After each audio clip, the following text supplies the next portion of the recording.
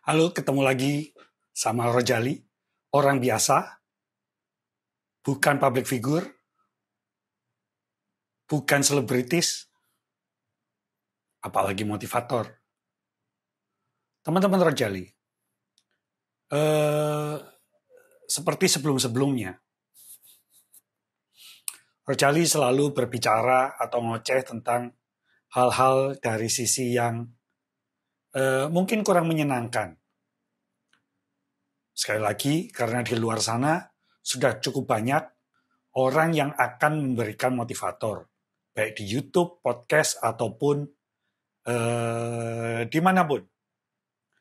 Tetapi Rojali berkali-kali untuk ngoceh sebagai orang biasa, sebagai rakyat biasa, sebagai pelaku, penderita, pengambil keuntungan juga, bahwa apa yang terjadi, apa yang Rojali rasakan, itu yang ingin Rojali ungkapkan. Tanpa melebih-lebihkan mungkin, atau mengurang-urangi.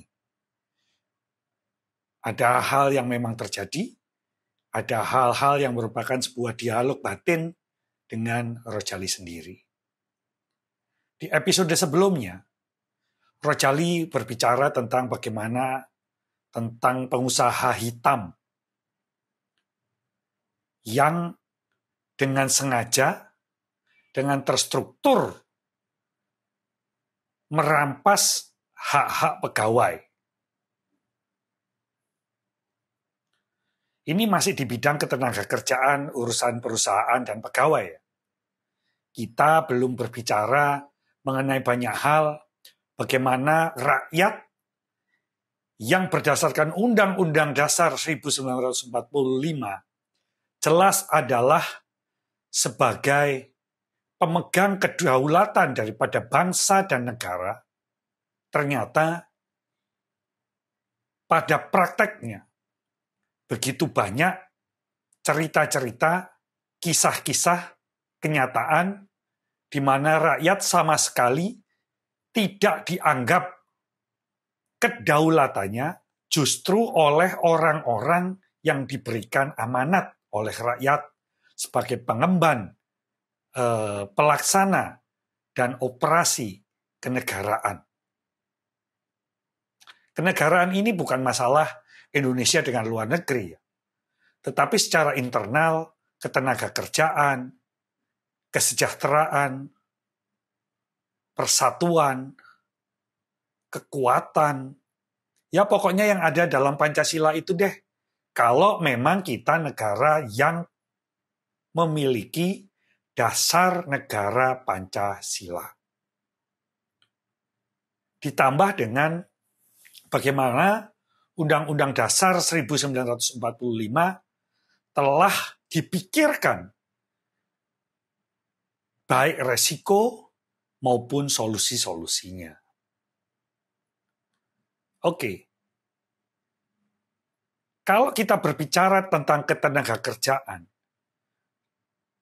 dan masalah terstruktur, maka terstruktur ini adalah bagaimana negara memiliki kementerian, memiliki dinas-dinas ketenagakerjaan di wilayah-wilayah tertentu. Tetapi dari sisi perusahaan, perusahaan biasanya punya personalia ataupun HRD.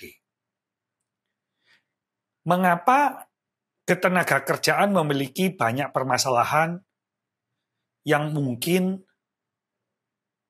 terdengar, terlihat, sudah diatur? Tetapi apa bangsa kita ini melalui perwakilan-perwakilannya hanya pintar membuat aturan, tetapi tidak pintar untuk membuat pengawasan dan mengambil solusi-solusi ketika terjadi permasalahan. Pengusaha hitam dalam ketenagakerjaan yang paling gampang adalah dua hal. Satu, BPJS sebagai jaminan sosial. Dua, struktur gaji yang terawasi dengan pasti sebagai bagian dari bagaimana rakyat, pegawai yang bekerja dengan kemampuan atau kompetensinya dihargai selayaknya sebagai manusia. Paham? Diakui, dihargai sebagai manusia. Dari sisi perusahaan yang mengacuhkan peraturan itu, maka kalian tidak menghargai, tidak mengakui bahwa pegawai dan karyawanmu adalah manusia yang sederajat dengan dirimu. Masalah empunya modal atau si pekerja bukan masalah. Karena permasalahan yang terpenting di sini adalah perusahaan memerlukan karyawan yang memiliki kompetensinya. Dan karyawan yang memiliki kompetensi memerlukan perusahaan sebagai pemberi upah atas kemampuannya. Ada kewajiban dan hak. Kembali lagi masalah struktur perusahaan, kalau misalnya ada HRD-nya, maka kalau memang mau dan memang yakin bahwa permasalahan ketenagakerjaan dapat diatasi dengan cepat dan pasti, maka HRD memegang peranan penting sebagai justice kolaborator. Apa? Mengkolaborasi keadilan. Menjebatani menjadi alat keadilan ketenagakerjaan. Bukan sebagai antek tauke, bukan sebagai antek bos yang harus dijilat-jilat supaya tidak kehilangan pekerjaan. Itulah sebabnya sebagai HRD harus memiliki sertifikasi ketenagakerjaan. Mengapa? Sebab ketika tidak memiliki, maka pemahaman dan pengetahuannya pun belum terakui oleh negara. Sebagai justice kolaborator, maka HRD memegang banyak data-data penting perusahaan. Bagaimana apabila pengawasan ketenagakerjaan hanya menunggu laporan HRD, di mana data yang diberikan telah diawasi oleh empunya modal? Ada ketertekanan dan ada ketakutan kalau dianggap ikut serta melakukan tindak-tindak pelanggaran. Sehingga untuk menyelesaikan dan memberikan pengawasan yang efektif terhadap dunia ketenagakerjaan, perlu kiranya kalau negara melalui perwakilan yang dibayar oleh rakyat memberikan informasi secara masif, transparan, bahwa untuk pemegang kebijakan, bukan pemegang kebijakan, pemegang struktur dalam perusahaan seperti HRD dilindungi oleh lembaga untuk melindungi saksi ya. Dan juga sebagai justice kolaborator. Hubungannya apa? Satu, pasti ke masalah hukum ketenagakerjaan. Dua, masalah BPJS sebagai jaminan sosial. Dan yang ketiga, pasti ada hubungannya dengan ada atau tidaknya penggelapan pajak dari PPh pasal 21 karyawan saja. Itu dulu pintu masuknya.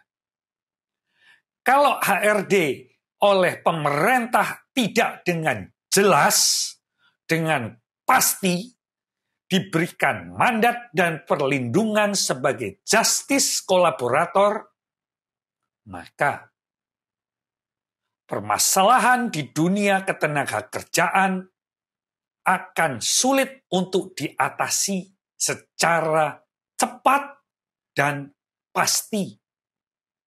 Sehingga kalau ada bahwa bagaimana sumber daya manusia di Indonesia menjadi sumber daya manusia yang unggul, itu adalah ilusi belaka. Oleh karena itu, apakah pemerintah hendak menjalankan amanat-amanat ilusi atau amanat-amanat rakyat yang diimplementasikan secara pasti dan layak terap serta layak audit? Maka HRD di Indonesia sebagai motor sumber daya manusia unggul harus mampu, berani, dan terlindungi. Sekali lagi, apabila tidak, maka lupakan sumber daya manusia unggul. Lupakan perbudakan modern di Indonesia akan hilang. Lupakan kalau pengusaha-pengusaha di Indonesia sudah terjamin telah melaksanakan perundang-undangannya. Mohon maaf kalau ada kata-kata yang salah. Mohon komen di bawah ini. Sampai ketemu lagi. Jangan lupa subscribe juga. Bantu Rojali agar keadilan di bangsa Indonesia, kecil atau besar, menapak pelan-pelan ke depan. Subscribe ya. Sampai di sini dulu. Salam Rojali.